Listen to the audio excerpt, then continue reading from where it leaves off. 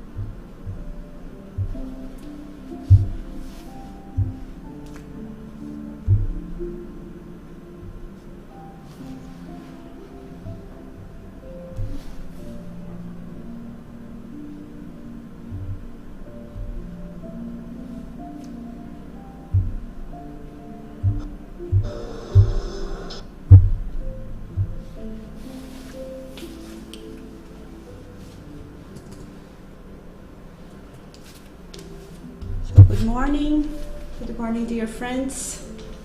Good morning, everyone. This beautiful morning, this sunny morning here in Calgary. Welcome, everybody. We are here from FSS, from our second home of love, and we are very happy to be here. And today we have a special day because today is the bake sale, and we are here waiting for you to come to pick up your delicious cakes that were made by our friend Carol. And we'll be here waiting for you after the service today. Today, as our reminder for the week, we'd like to invite you all, if you would like to buy or borrow a book from FSS. Besides, we are closed because of the restrictions. We still are able to help you to find the book that will help you to go through some challenges in your life or just enjoy a good reading. So if you would be interested to borrow or buy a book, please contact us through the email communication@fsscalgary.ca, and we'll be happy to help you. Thank you very much. So let's start with our harmonization text that will help us to accommodate our feelings, to relax, and to be able to reflect upon the lectures that we're going to bring today. So today let's start with the text number 6 from the Our Daily Bread from Francisco Cândido Xavier by the Spirit Emmanuel. Make use of the light. Walk while you have the light, before darkness overtakes you. The man who walks in the dark does not know where he is going. Jesus, the Gospel, written by John, chapter 12, verse 35. A person who meditates will come across divine thoughts when analyzing the past and the future. He will find himself situated between two eternities, the days of yore and the days yet to come. By examining the treasures of the present, he will discover precious opportunities. In the future, he will be able to foresee a blessed light of immortality, while in the past he will perceive the shadows of ignorance of malpractice, errors, and badly lived experiences. The great majority of humans possess no other panorama with regard to either a closer or remote past, except that of ruin and disenchantment, which compels them to reevaluate the resources at hand. In spite of being transitory, human existence is the flame that places each one in contact with the service needed for a just ascension. With this blessed opportunity, it is possible to redeem, to achieve, to conquer, to unite, to reconcile, and to enrich yourselves in the Master. Reflect on this observation of Jesus, and you perceive his illuminated reason. Walk while you have the light, he said. Take advantage of the gift of time you have been given in edifying work. Stay away from inferior conditions. Acquire higher understanding. Without showing signs of improvement and betterment during the march ahead, you'll be dominated by darkness. This means you will annul your sacred opportunity and revert to less worthy impulses, thus regressing after the death of the body to the very shadows from which you previously emerged, with the intent of conquering new peaks on the sublime mountain of life.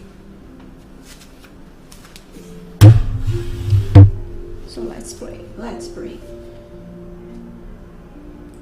Dear Jesus, dear God, we once more thank you for this blessed opportunity to be here, to learn, to enhance our knowledge about the divine laws, the virtues that we are invited to develop in ourselves in order to become a better person, to become a better Christian, following your teachings, dear Master Jesus. Help us with your light, to help us to enlighten ourselves in order to be better disciples of your gospel. So may God help us with our reflections today. That will be very helpful for us to have a happier life, a meaningful life, to learn how we can love ourselves.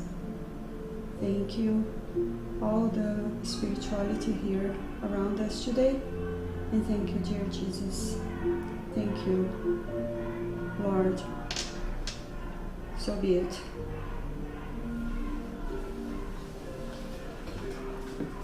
All right.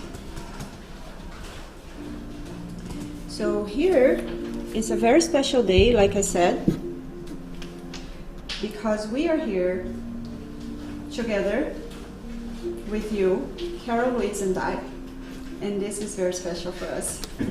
We are trying to keep our distancing and our masks, and so to keep complying with the restrictions. All right, so I guess I'm gonna need some help here because my computer is totally black. Help me, please. Sorry about that, guys. I don't know what I did. I've turned off.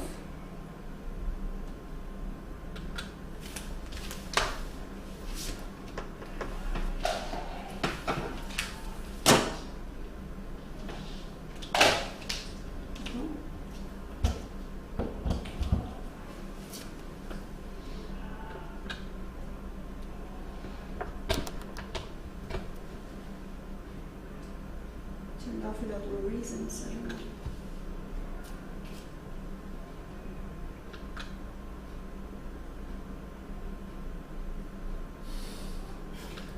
Sorry, guys.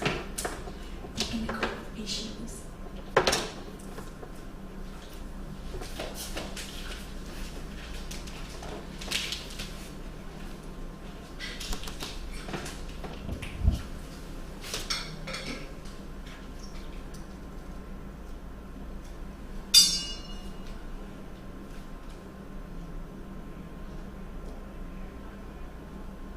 Vamos ter uma tela agora.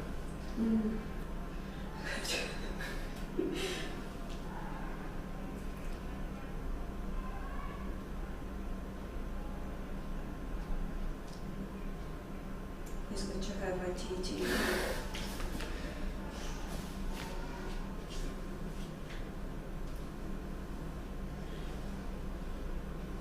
Okay, maybe I can just start talking about the.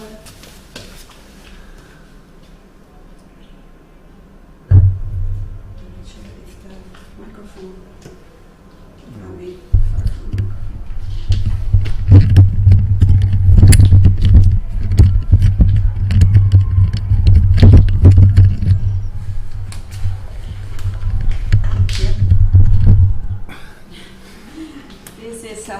This happens when we are talking online or live. So today we are going to be reflecting upon the virtue self-love. Sometimes this virtue, we can mix it up a little bit. We don't have a real understanding about this virtue. Mainly because we are in our process of knowledge, to get the knowledge, to know the laws. We are still apprentices of life, and because we are still in this process, we don't know exactly how to love,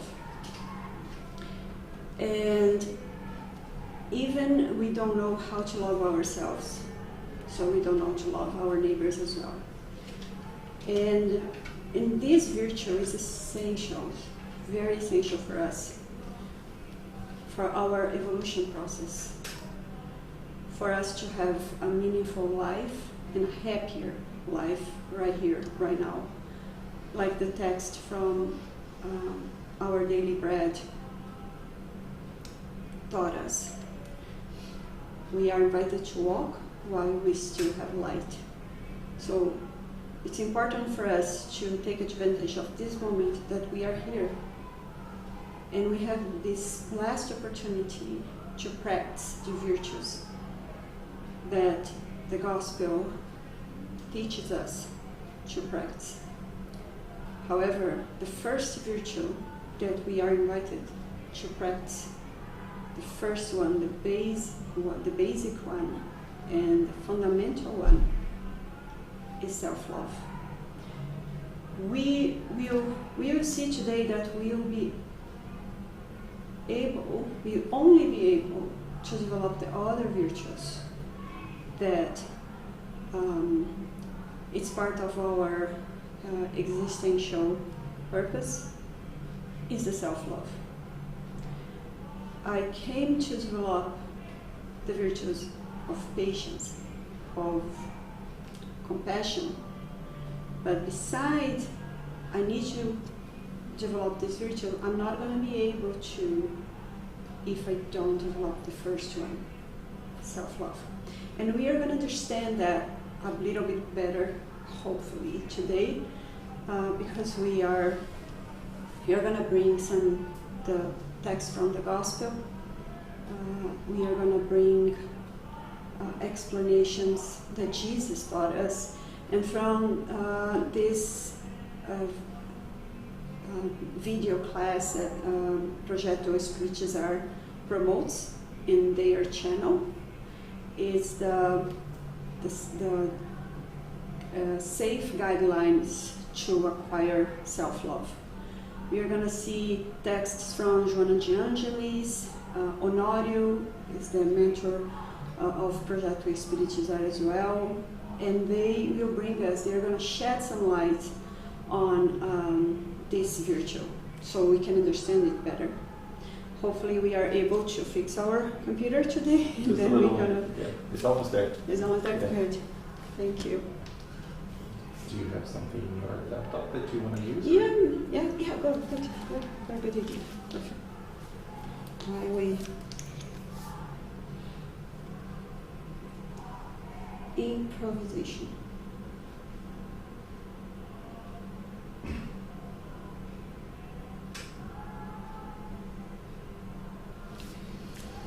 All right.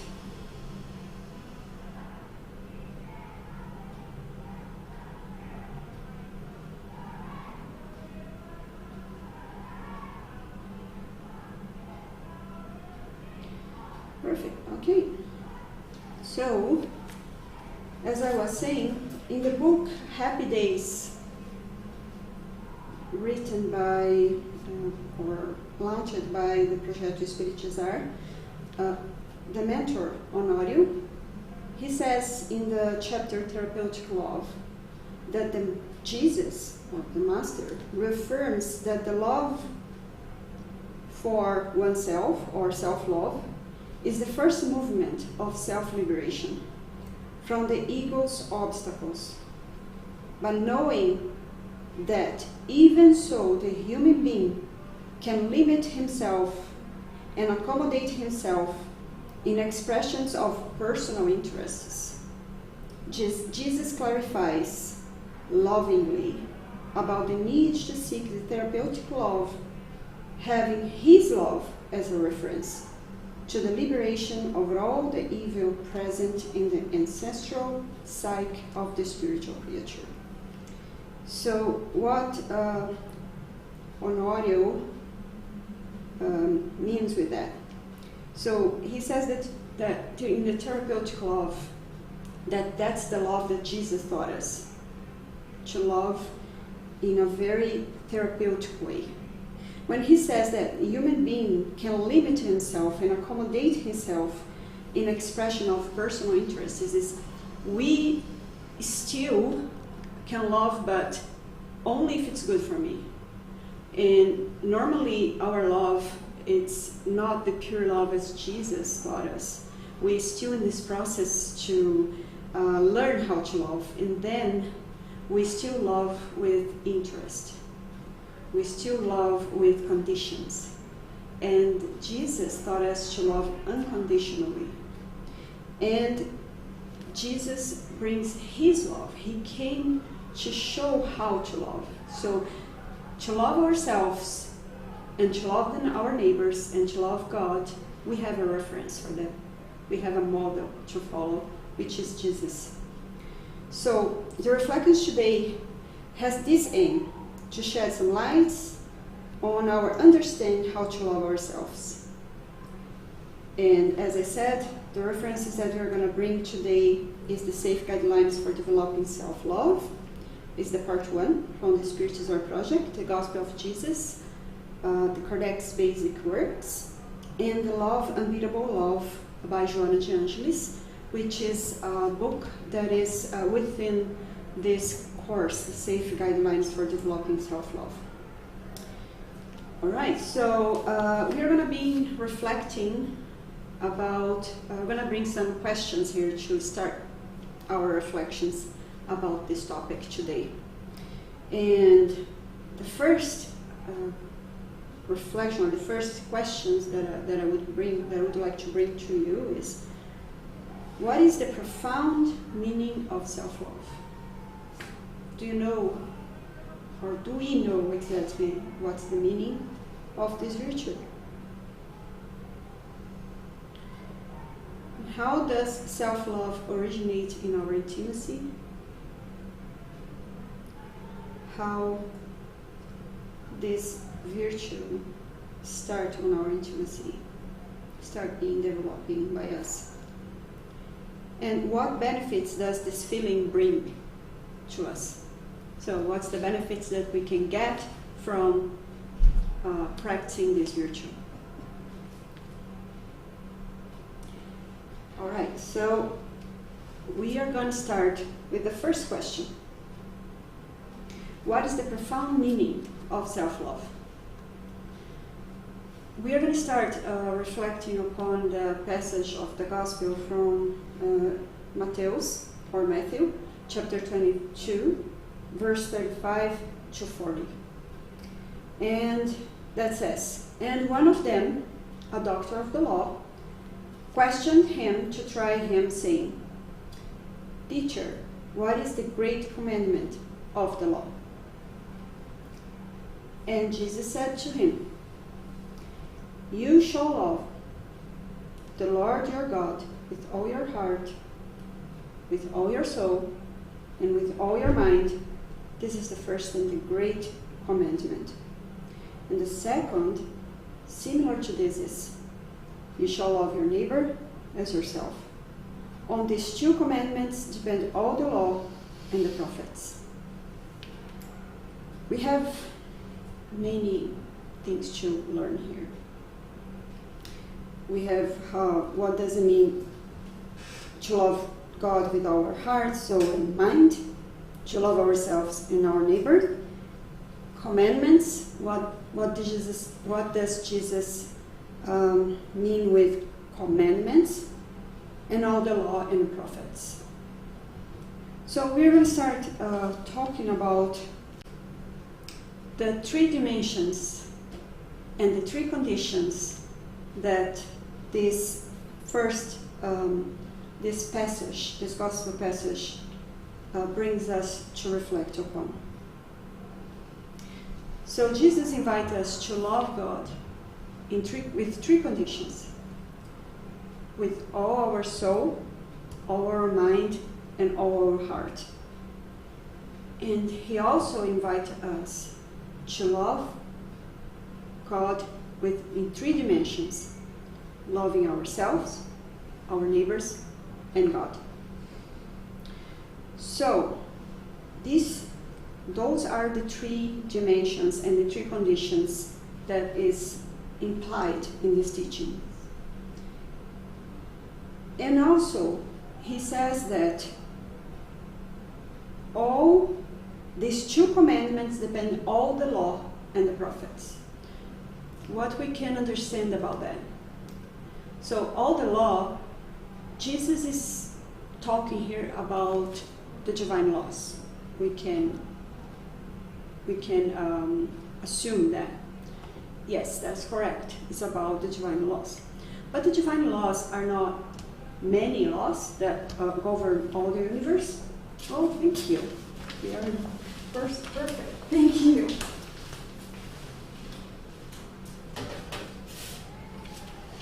Okay. Much better now. All right, so the law that Jesus is talking here is not about the divine laws, and they are not, or maybe it's a special day today. Very special day. Just put a little bit colder cheese. Okay. Here. Perfect. Thank you. Thank you very much. Okay, so let's move on. So the law that Jesus is talking here, it's about one law specifically. This law sum up or summarize all the other laws. It's above all the other laws. So we can say that is the law of charity, love, and justice. So these three laws, they are inseparable in just one law, aka major law. We also know that each law, each divine law, is connected with one virtue or more. So in this case, we have three virtues here connected with this law: the virtue of love, the virtue of charity, and the virtue of justice, which are also inseparable. So then we are invited to comply with this law with all practicing the virtues of love, charity, and justice. In the charity here, I just would like to bring again what this charity means. It's according with the Jesus understanding, how Jesus practiced this charity. We're not talking here only about the material charity, but mainly the charity that is regarding benevolence with all, the forgiving of all the offenses, and the indulgence with the others' imperfections, as Jesus understand charity.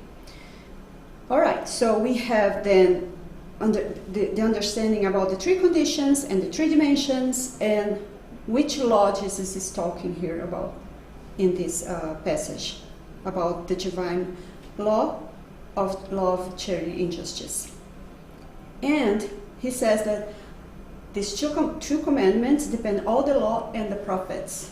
What we can understand about the prophets?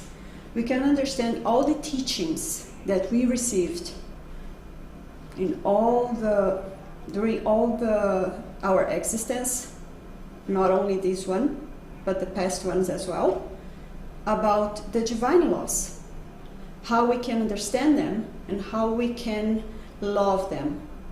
So this is what Jesus is saying here when he says depends all the law and the prophets.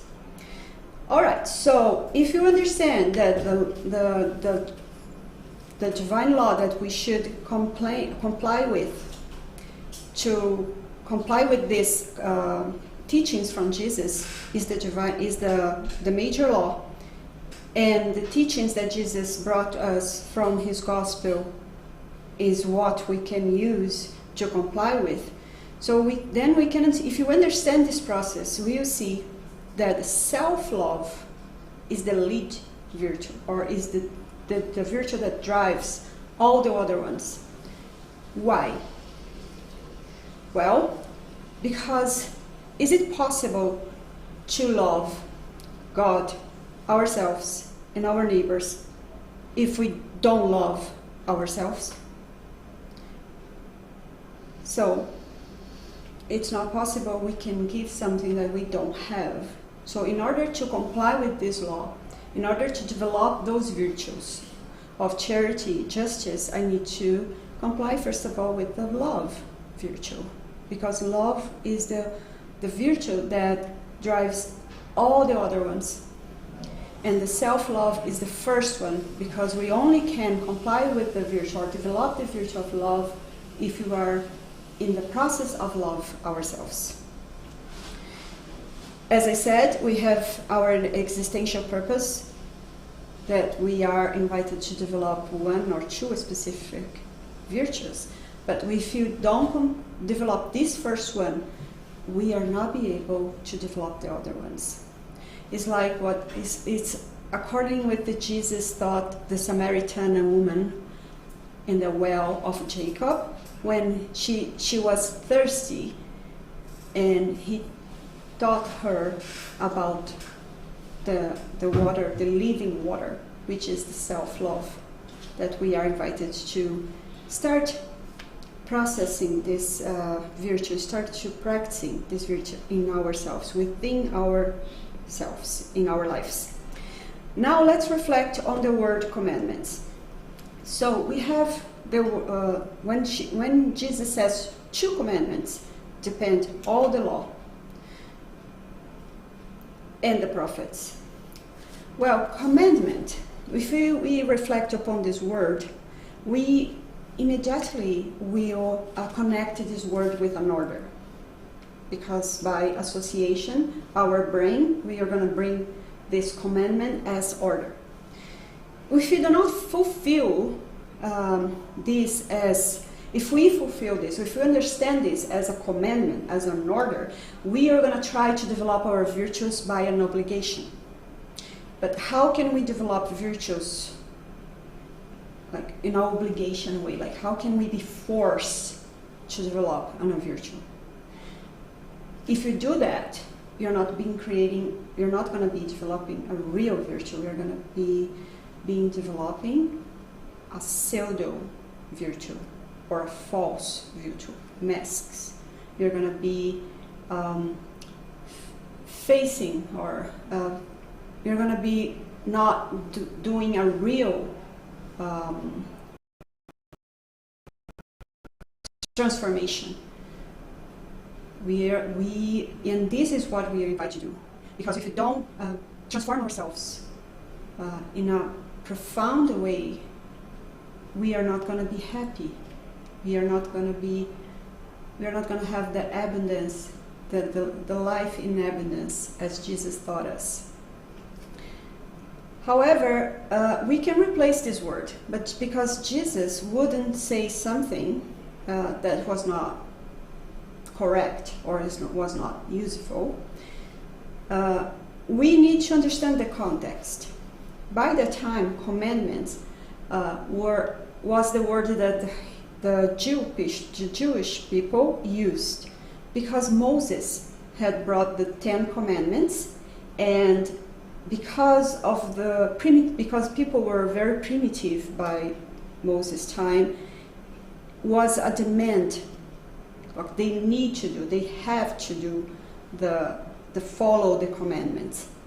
And because of that, we still feel God as a punished God, as a God that we should be fear of.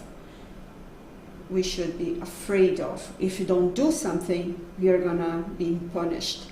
But this is not the God that Jesus brought to us. God is pure love, mercy, justice, benevolence. And that's how we should understand God from now on. This Father that is always welcoming us.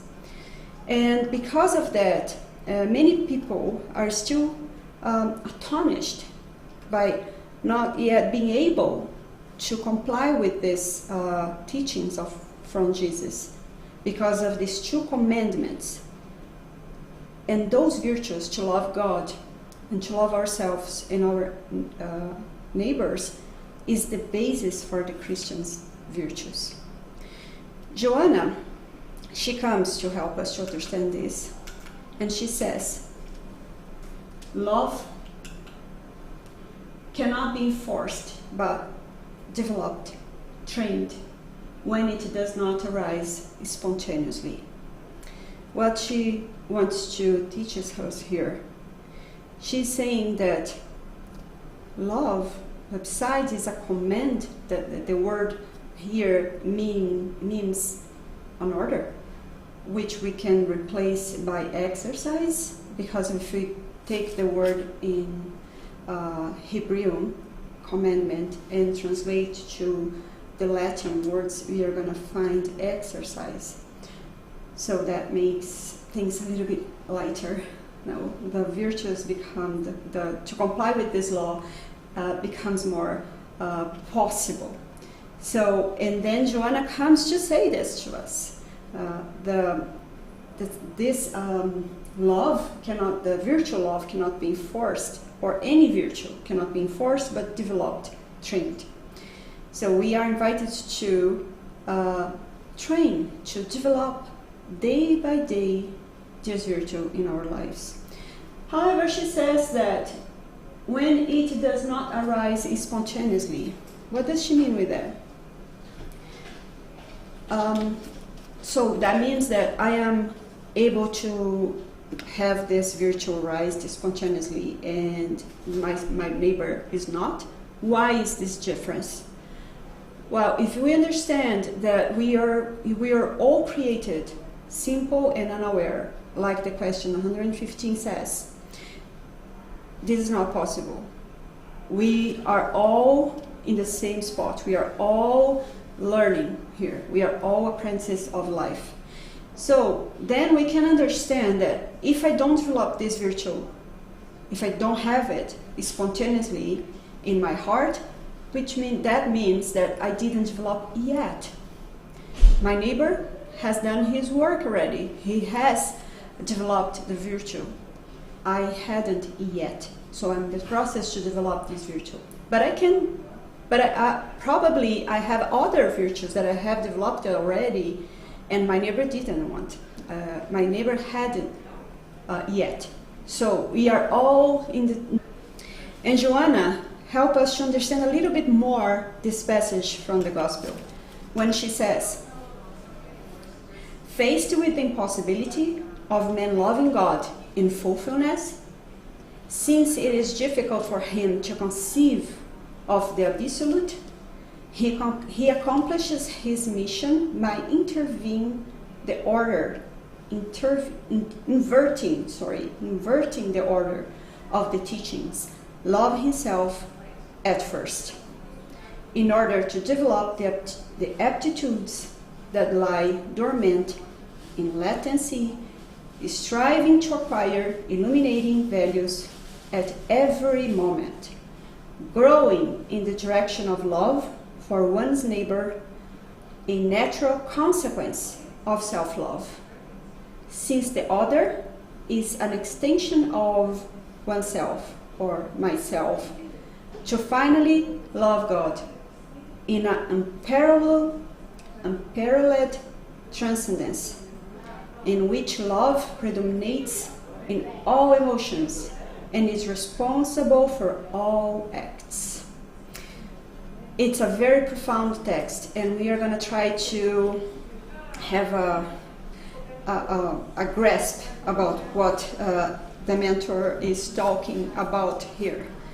So she is actually, when she says that we should invert the order, start loving ourselves because we are not able to conceive the absolute yet.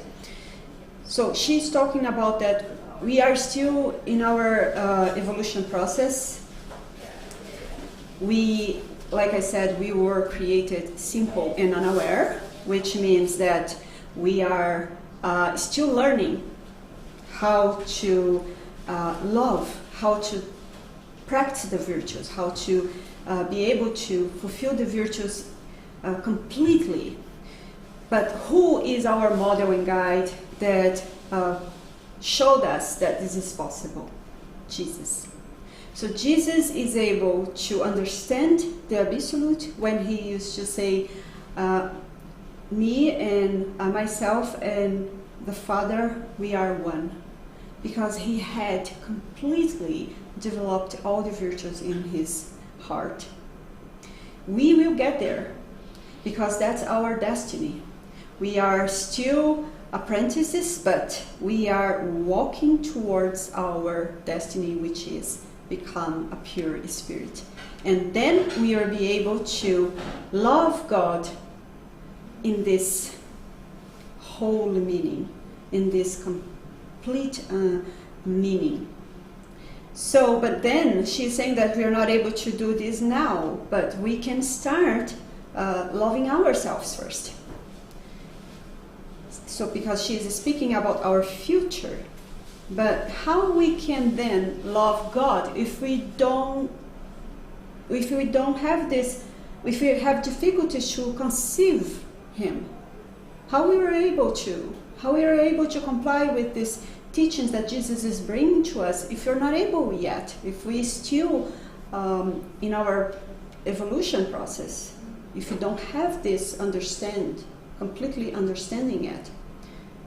So we have in the question 621 from the Spirit's book, that says that the nature laws or the divine laws that were created for our happiness, that are in our conscience. So that means that if we start knowing or investigating these laws first, that's what Jesus says in these teachings, love God with our mind.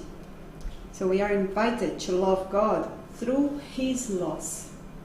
Where? In our conscience. Because she says here that we bring in dormant, in latency, which means that we bring all the seeds. They are all dormant in ourselves, just waiting for us to start cultivating us, nurturing them, and then we start our process. So that's what means when Jesus say, Love God with all our mind. That we need to start studying these laws, and then reflect upon them, seeing how can I apply them in my life. Then when I start feeling that those laws will make me feel better, will make me feel happier, then I start feeling my heart, so I can start loving God with all my heart, and then I start living them. That means that I'll be starting love God with all my soul. That's what Jesus is teaching us. Not love God yet, because we don't understand Him completely, but we can love God through His laws, that we are able to understand. We are able to understand the law of love, charity, responsibility, free will. We are able to understand those laws, and we are able to reflect upon them, bring it to our hearts, and live in them in our daily days. That's what mentor Joana de Angelis brings to us in this text. So, all right, if we are complying with this teachings from Jesus, if we are able to understand this process, and let's say, okay, this makes sense, and I want to practice. When do we make this decision to practice the self-love virtue? When self-love originates in our intimacy. Self-love arises after our decision to fully exercise our free will, making it in its most meaningful way. So, making it in its most meaningful way. In a very profound way. So, when we all know that the law of free will is the only law that we are not able to go against it. We are not. If I say I'm not going to comply with this law, I'm already complying with it, because I'm choosing. It's about choices. I have the free will to choose whatever I want for my life. I'm free to choose. And this is a right that was given by God to us. But this law in specific, we are not be able to say, I don't want to comply with it. Because when I do say that, I'm already complying with. So how can I exercise then this free will in a meaningful way? When I start practicing the self-love.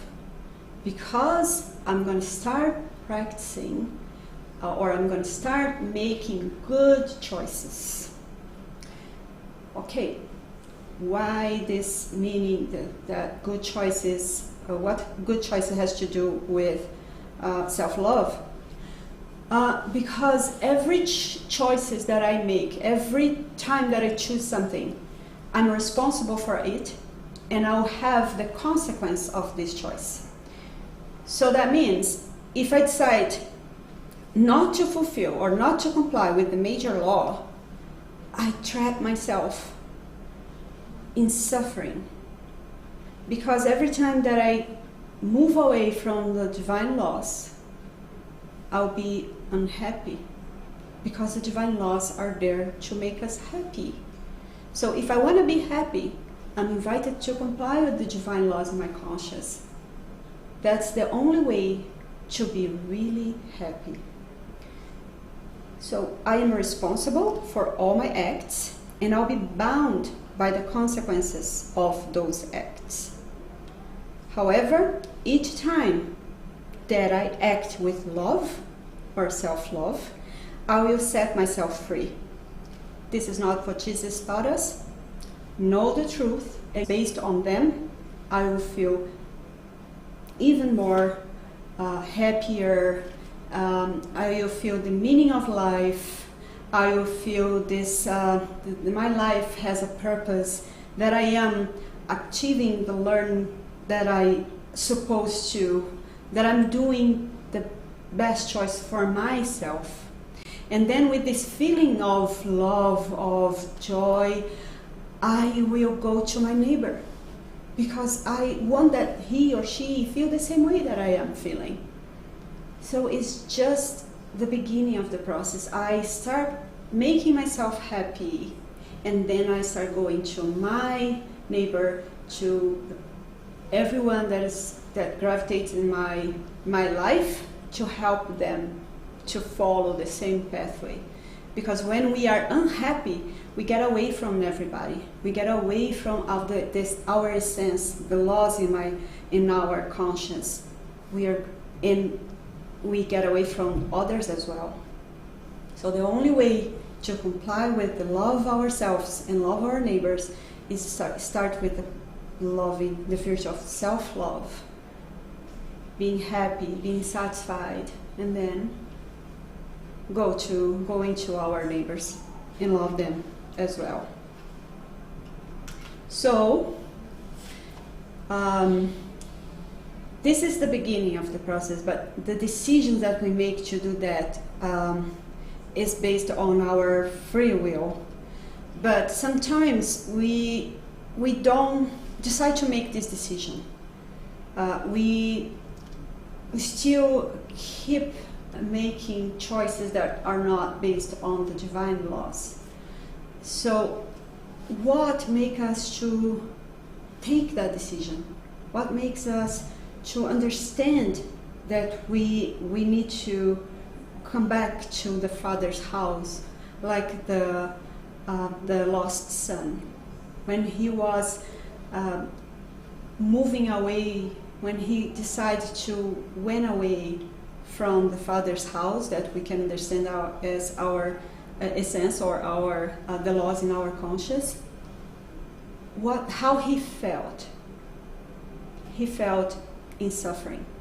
He felt himself in a deep necessity, in a deep need. And then he decided, he thought, in this moment that he came to his sense, or he used the discernment virtue, he thought, in my father's house there are abundance, and I'm here starving to death. I'm gonna go back to my father's house. So that's the point that we decide to make this choice as well. That we decide to make good choices for us because we want to be happy, that we want to stop our suffering. And then we need other two virtues to do that. The energy of humility and meekness.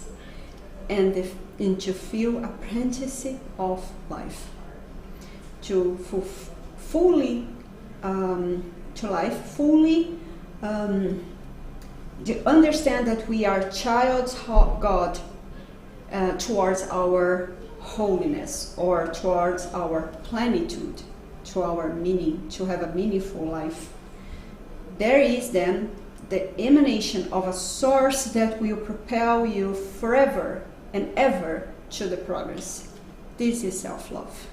So from that point on, in this parable about the two sons, when the youngest son decided to come back to the father's house, he started his process of developing virtues, mainly the self-love, because the self-love was the virtue that propelled him to develop the other virtues, humbleness and meekness, and apprentice of feeling, to come back to the father's house and to restart his process of learning. And that's the process. That's how we are motivated to develop. Most of the time, we don't need to get there. We don't need to be in suffering to decide to self-love us. But most of the time, that's how it happens in our lives. Is the suffering, is the invitation of the suffering that motivate us to take the right road, to follow the Jesus roadmap that he brought to us.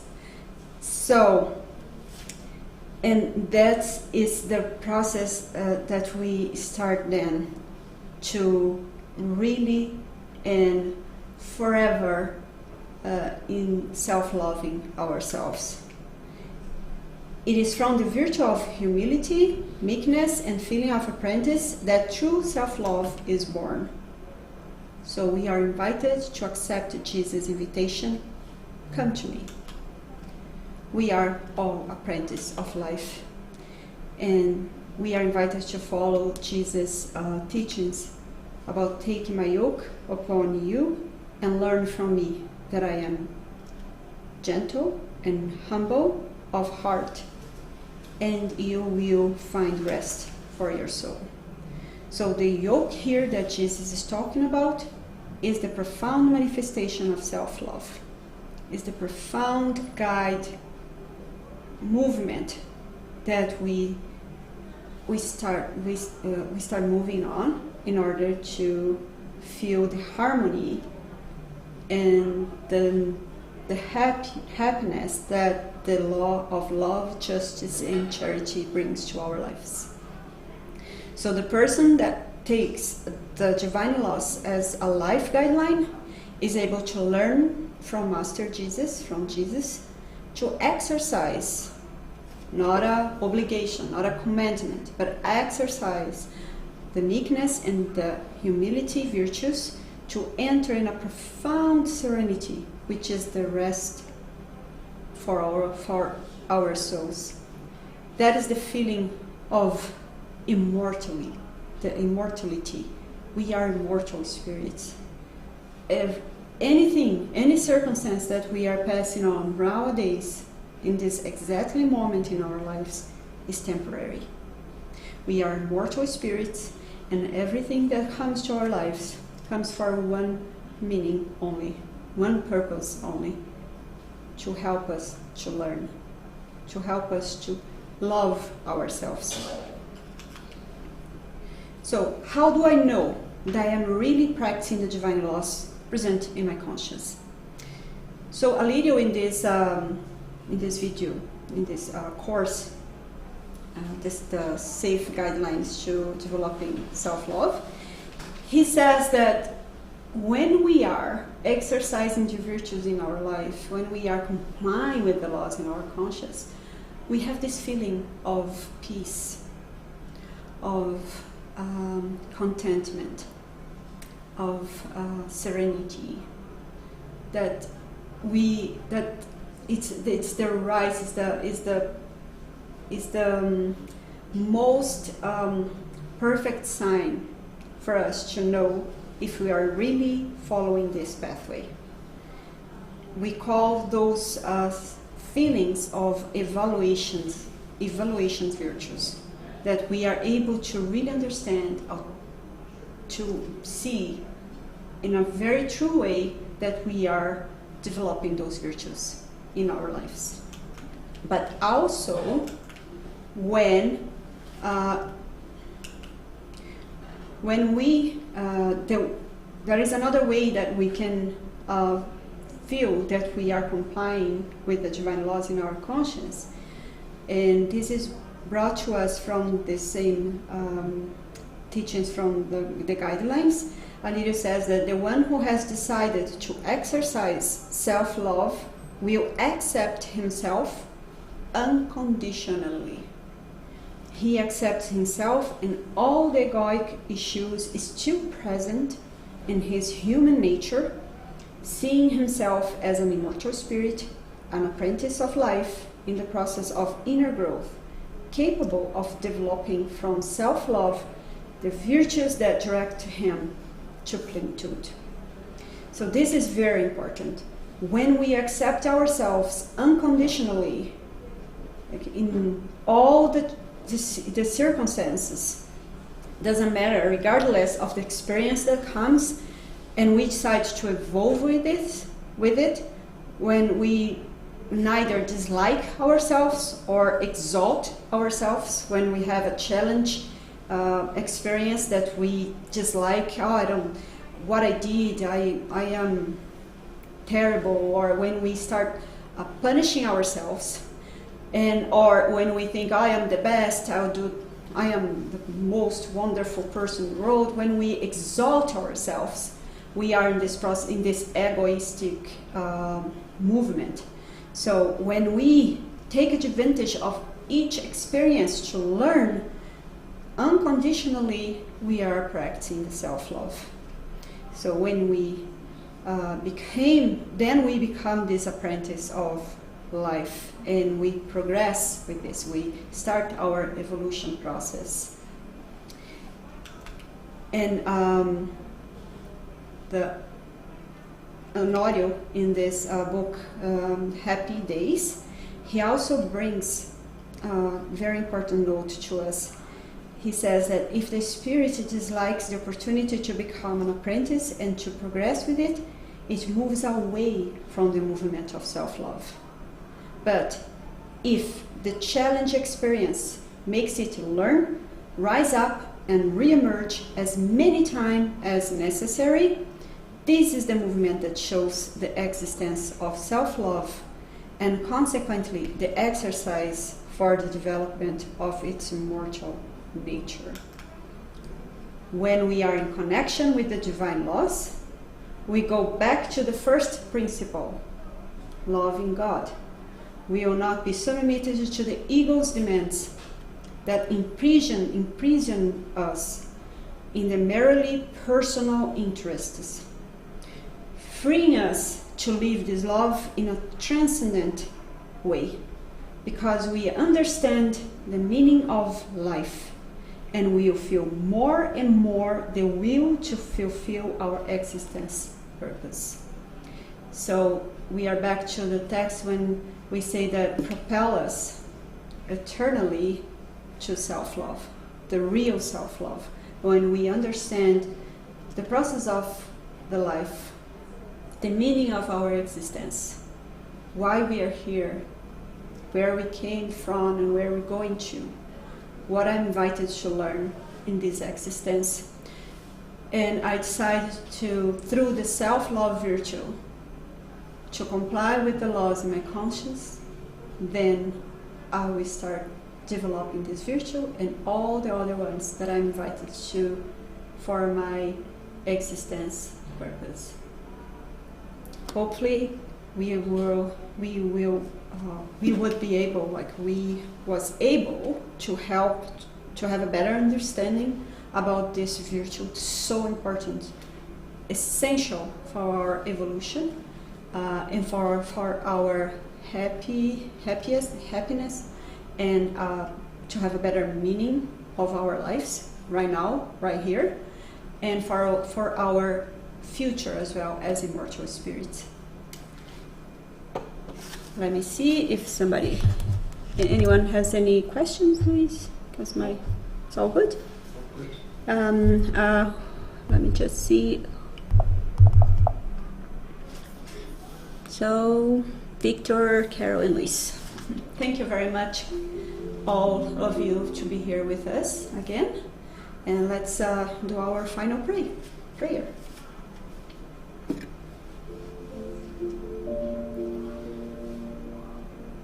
So let's again connect our hearts with the divine laws in our conscience. Connect our hearts with our Master Jesus and with God that gave us this opportunity to be here, gave us this opportunity to learn a little bit more about the divine laws, how they are important for us to be happier, satisfied, to have a purpose for our lives, to be able to share this happiness with all our brothers and sisters. Thank you so much, Jesus, for all the teachings that you provide to us, and they are so important for us, for our immortal spirit. Thank you so much for being our model and guide of love.